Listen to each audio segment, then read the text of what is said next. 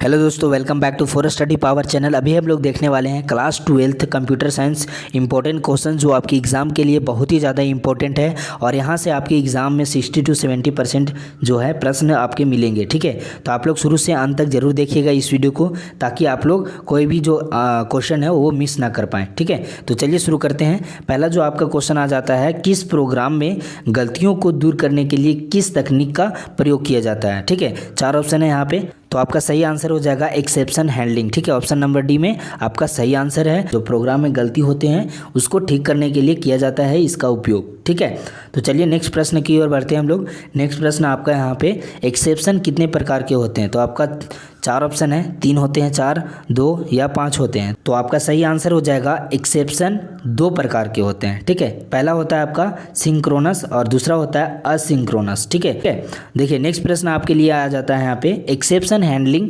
क्रियाविधि के किस ब्लॉक में एक्सेप्शन होती है।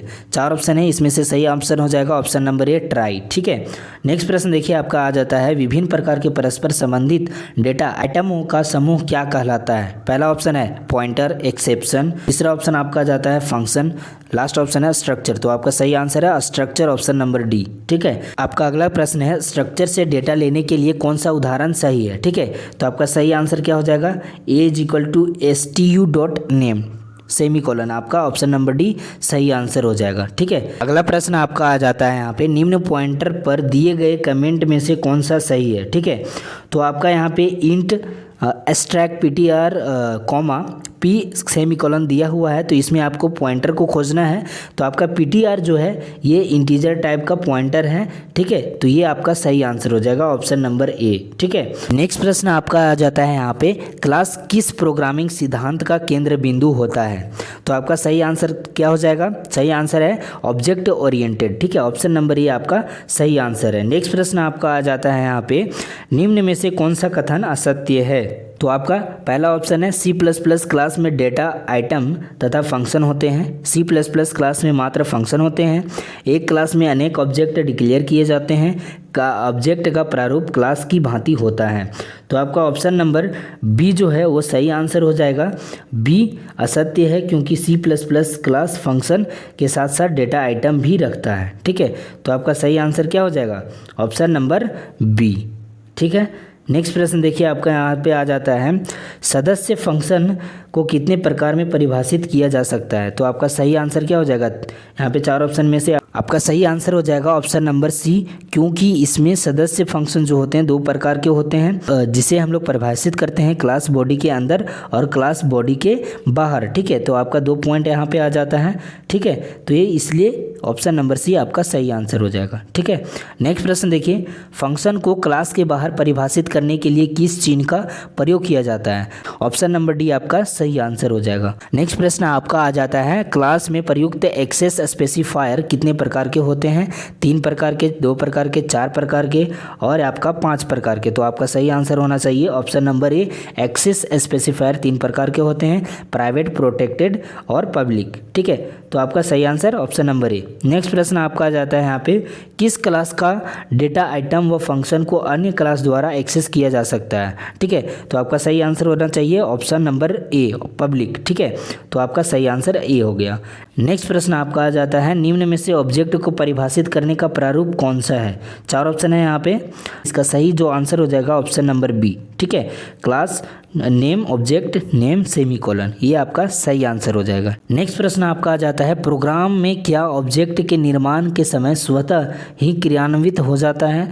तो 4 ऑप्शन है, कंस्ट्रक्टर, डिस्ट्रक्टर, क्लास, फंक्शन।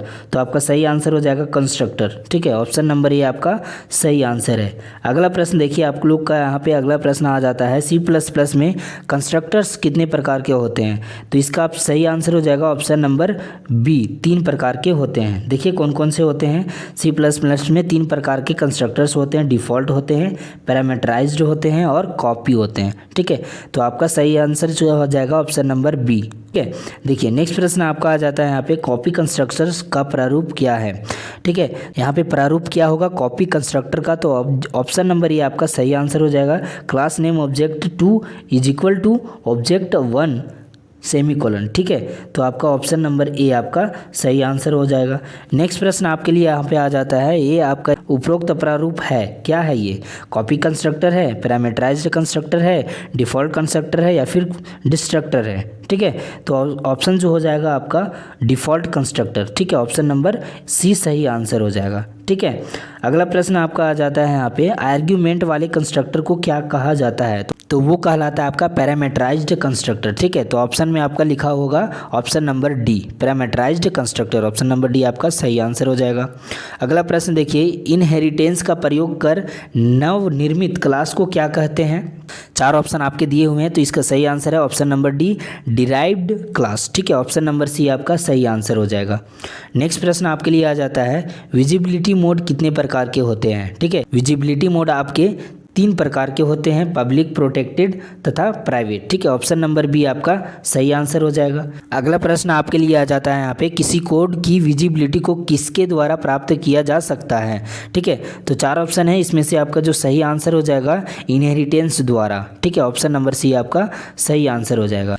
अगला प्रश्न आपका आ जाता है यहाँ पे, डो बेस क्लास से एक डिराइव्ड क्लास बनाई जाए तो यह किसका प्रकार है? ठीक है, तो यहाँ पे 4 ऑप्शन है, इसके जो सही आंसर हो जाएंगे option number C, multiple inheritance. Option number C आपका सही आंसर हो जाएगा।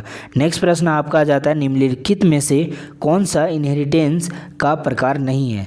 तो आपका single, parent, multiple, multi level. तो आपका सही आंसर क्या होना चाहिए? सही आंसर है आपका पेरेंट। ऑप्शन नंबर बी आपका सही आंसर हो जाएगा यहाँ पे इस क्वेश्चन में। नेक्स्ट प्रश्न देखिए आपका, एक बेस क्लास से एक से अधिक चाइल्ड क्लास बनाने की प्रक्रिया किस इनहेरिटेंस का उदाहरण है?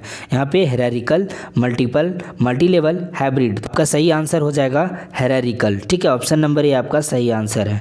नेक्स्ट प्रश्न आपका देखिए, डीबीएमएस का संबंध निम्नलिखित में से किससे है? डेटा की भंडारण से, डेटाबेस से डेटा प्राप्त करने से, अगला जो ऑप्शन है आपका डेटाबेस की सुरक्षा से, उपरोक्त सभी से। तो उपरोक्त सभी जो है आपके सही आंसर हो जाएंगे, ये सारे में आपका डेटाबेस रिलेटेड होता है, ठीक है। अगला देखिए आपका जो अगला प्रश्न है आपका यहाँ पे, डीबीएमएस का पूर्ण रूप है, डीबीएमएस का क्या पूर्ण रूप है या फिर फुल फॉर्म क्या है इसका?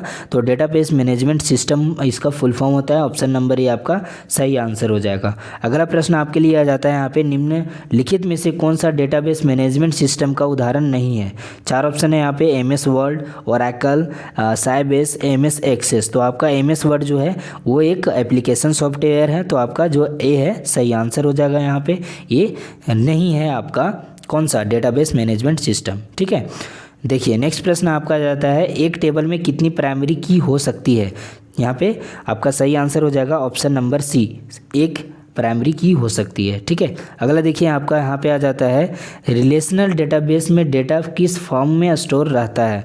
4 ऑप्शन है यहाँ पे, तो इसका सही आंसर हो जाएगा टपल में, ठीक है। रिलेशनल डेटाबेस में प्रत्येक रिकॉर्ड को टपल के रूप में स्टोर किया जाता है, ठीक है। ऑप्शन नंबर डी आपका सही आंसर हो जाएगा। ओके, तो चलिए दोस्तों, यहाँ पे हम लोग बहुत ही सारे क्वेश्चन देख लिए। अगर प्रीवियस वीडियो आप लोग नहीं देखे हैं तो आप लोग जल्दी से देख लीजिए, आपके एग्ज़ाम में बहुत ही क्वेश्चन मिलने वाले हैं यहाँ के जो वीडियो हैं उससे, ठीक है। तो चलिए मिलते हैं फिर नेक्स्ट वीडियो में, तब तक के लिए जय हिंद।